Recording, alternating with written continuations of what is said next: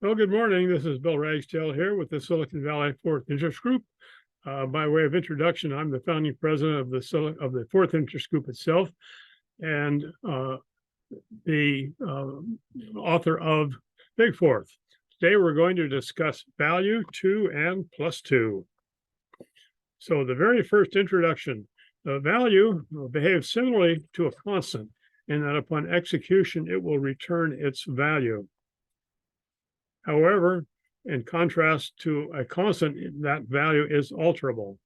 The way it's altered is by prefacing the word with 2. So if you say 2 and the name of a value, the stack value will be transferred into that value.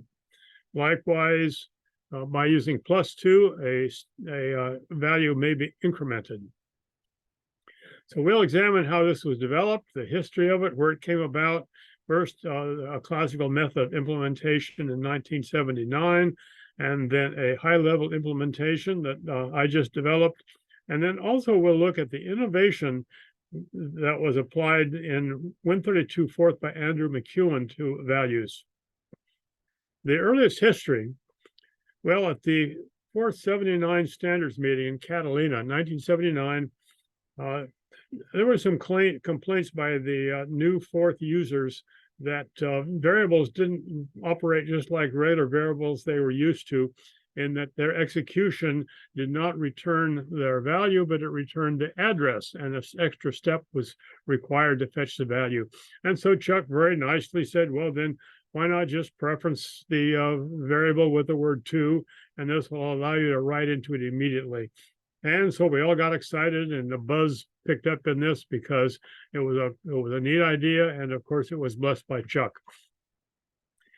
A couple of implementations were released by Michael McNeil in the 1980 formal conference, which was held at Asilomar a few months later. And then Paul Bartholdi, one of the Forth programmers from the Netherlands, offered a couple of alternatives and comments that were immediately thereafter in Forth Dimensions. So that got the ball rolling on Forth 79. The first systems it appeared in was in the Forth 79s themselves that came up at that time. So we'll see examples how it was operated and how it was constructed. So imagine we have a value declared at as we see at the top right. The hex value 777 is passed to the word value when compiled. In its compiled form, we would see on the next row the header of a value, and then in its code field would be a pointer to machine code for do value, and then it would be followed in the parameter field by 777. The way value was likely created, and I've reconstructed this from memory, so I can't be positively sure the code that we have here is precisely correct. It was just done from memory, and since I don't have any early system to test on, we'll just have to take it at face value. So to define a value, the header is created, and then with comma, the stack parameter is placed into memory. And then the sequence, bracket, tick, bracket, do value, to body, locates the address of that body. Pardon me, it locates the address of to value. It increments to the body of that, which is where the code is located. And then that is stored into the last CFA, the last code field address. So last CFA fetch store rewrites the CFA. And now the word is no longer as it was created, but it is now specifically assigned to be a value. Here's a pseudocode for how value would execute. The W register points to the code field address of the word that is executing. So by taking W plus 1 cell, we locate the address of the following parameter field. Then we copy the top of stack into that address, drop the top of stack, and return to the interpreter. Remember, this is done at the code level, so it's very fast. Here's some examples of how it would be used. In compiled code, there is actually emplaced a paren to paren, and then the parameter field address of value in which we know that value has been stored. The way that the paren is placed is by the word to. And notice this is an immediate word, so it will execute both when compiling and when executing. So within to, the first sequence of tick, bracket, to value, to body, over, fetch equals. That fetches the code field address of the word. It's also its compiled address and compares it to the location of do value. This is an error check to make sure that we are not operating on a value word. The if executes if true, and in that case, we check to say, are we compiling or not? State fetch says, are we compiling? And then the if compile paren to body comma compiles the structure that we saw above. It places in line the paren to paren and then the address of the parameter field. If, on the other hand, it is executing, it simply moves to the parameter field and stores directly into that. And finally, the else clause for abort not a value, it takes place if we happen not to be operating it properly upon a value. So we see several things are done. There's an error check at the beginning to make sure we are operating on a value. There's an error check to report the fact that it is not a value. And then we can either compile or execute from that word. The way paren to paren operates is that it goes to the IP register, which is a CPU register, looks at the contents of that, which points to the higher level compile code, the calling code. It copies the top of stack to that address that is in line. It increments the IP ahead by one cell to step over that parameter address and deletes the top of stack and returns to interpreter. So this simply extracts the address of the storage location of our value, stores into it, cleans up the stack, returns to the interpreter. We'll see some examples how it is used and how it's compiled. In this case, we have a value that we named as a value. When compiled, we would see the header of a value, and then in its code field, we would see a do value, of course, which is its execution value, and its storage cell. When compiled into a word, let's compile a word called a demo. In this case, 212 will be on the stack as a literal value, and then we want to transfer that to a value. When this word is compiled, we'll see the header for a demo, then do colon, because remember, this is the colon definition. Then lit 212 says place the literal 212 on the stack. And then the word we just saw a moment ago, paren to paren, executes, reaches ahead, gets the storage address, and transfers into the storage address. And then finally, unnest is placed by semicolon, and that ends the colon definition and returns to the higher level. In pseudocode, we see what to does. First, it pops the address of the next code cell from the return stack. It duplicates and increments that by one cell moving ahead. It replaces that incremented address on the return stack, and it fetches the address of the storage cell from the duplicated address, and finally stores the second stack value into that storage cell. We note the addresses here. The paren to paren points to the machine code, and then the inline address points back to the storage cell that's in do value, that's in the word a value. A few more examples. When interpreting, imagine we have the hexadecimal value 1, 2, 3, 4 in line with to a value. That will immediately execute. The word to itself then immediately executes, transferring the value, the stack value into a value. If, on the other hand, we're compiling, we can see how this is structured from compiling. There will be a header of the a demo, the do colon for a demo, the literal value, paren to in line, and the PFA, and finally unnest. This is example with +2. It's almost exactly the same. We'll see the do colon. The literal in this case is 5, 6, 7, 8. And here we have +2 inline, and then the compiled address of a value. In this case, +2 simply increments rather than stores. So that's the 1979 implementation style, carried on to this day, actually, probably in many systems. Is to learn and to investigate this, I thought, well, can I write this in high level? It's easier to understand and communicate written in high level. So let's see how we would do it today in NC4th. This was done in Win32Forth, and it's probably portable into your systems. The only disclaimer is that it should be a pre-incrementing system. That is, the interpretive pointer is always points to one cell past the word that is currently executing.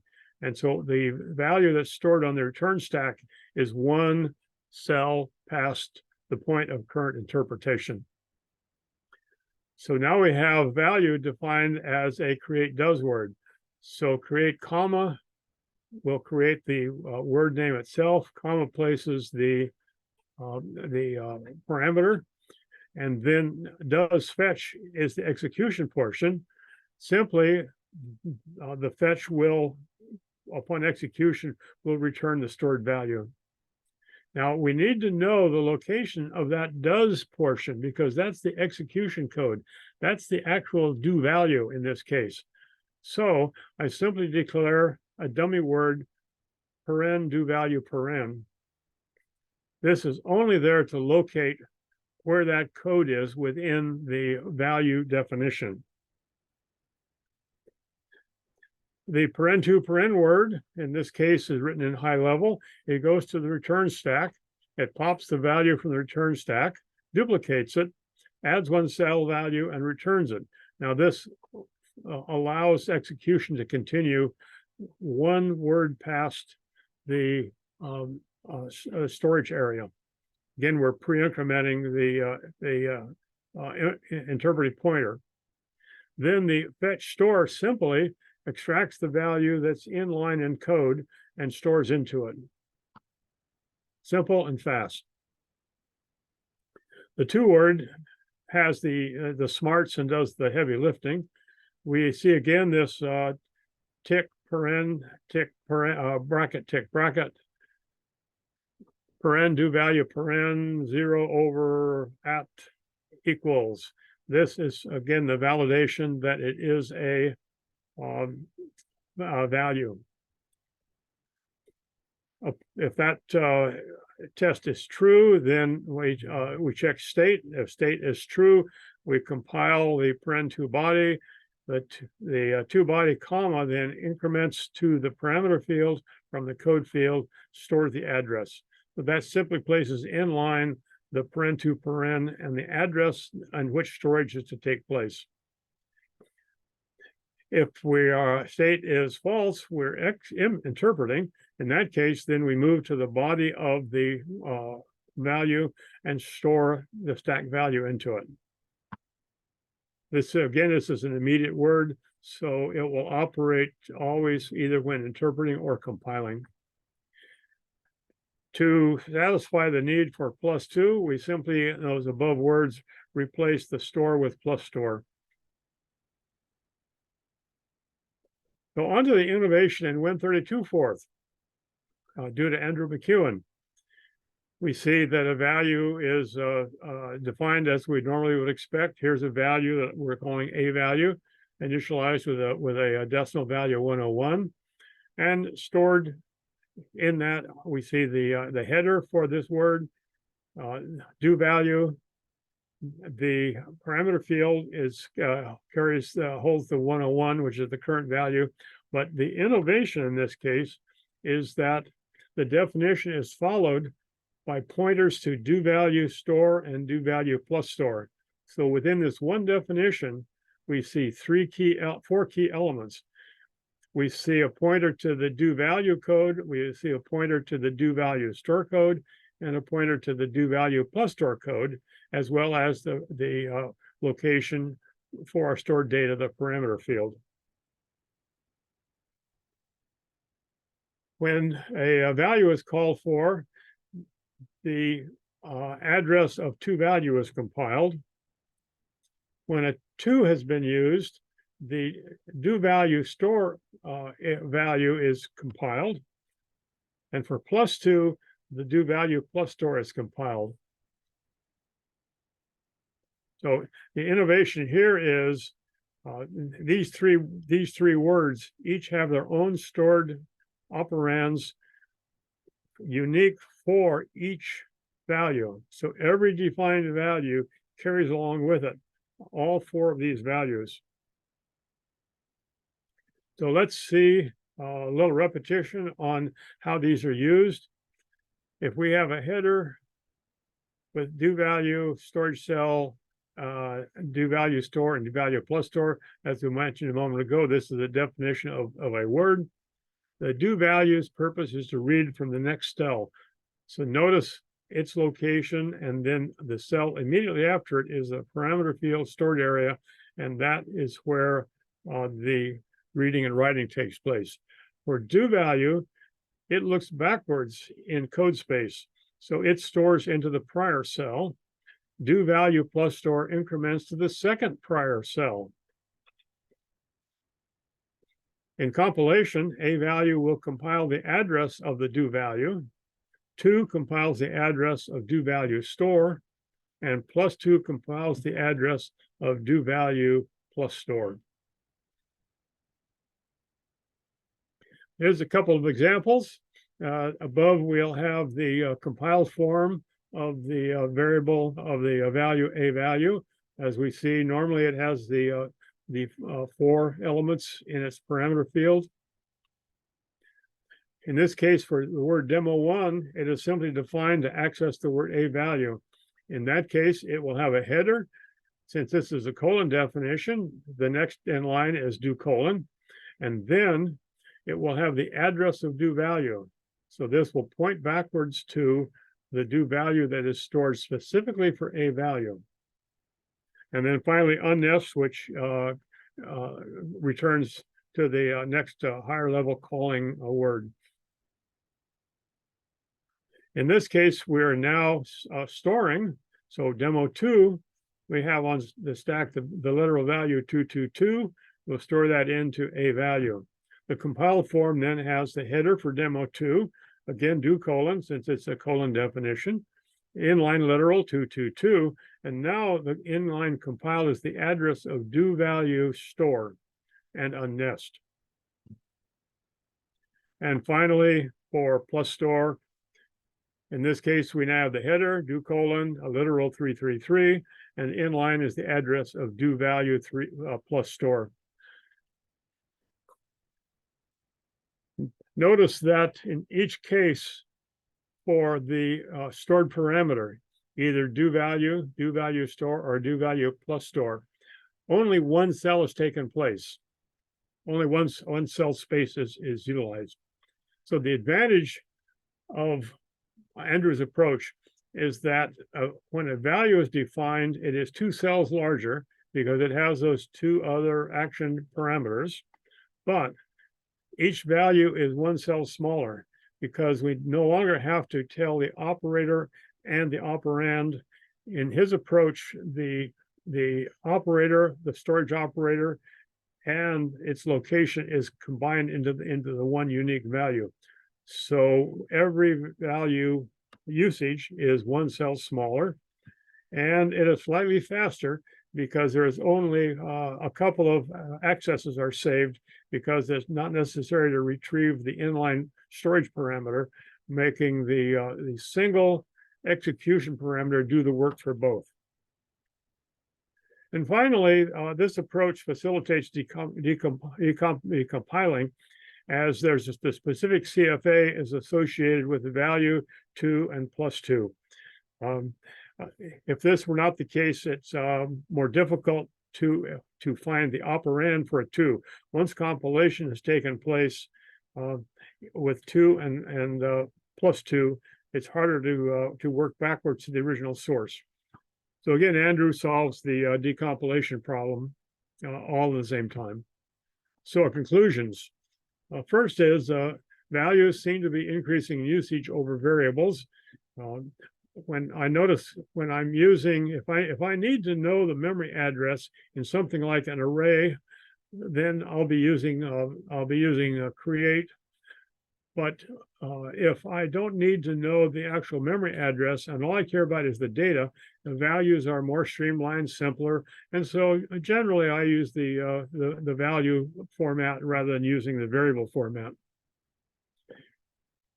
In the case of metacompiling, handling values can be quite challenging regardless of their style because their structure is irregular when compared to some of the other words. It's a prefix style rather than postfix as Forth is. And finally, I'm not sure about the complexity on metacompiling if you're using direct threaded code or subroutine threaded code. Again, I'm just not quite sure on the effort and the complexity that would be required for those. Well, thank you very much. It's been a pleasure to be with you today. We're glad that we could share this opportunity and effort within the Forth community. And I'll return things now back to our fearless leader.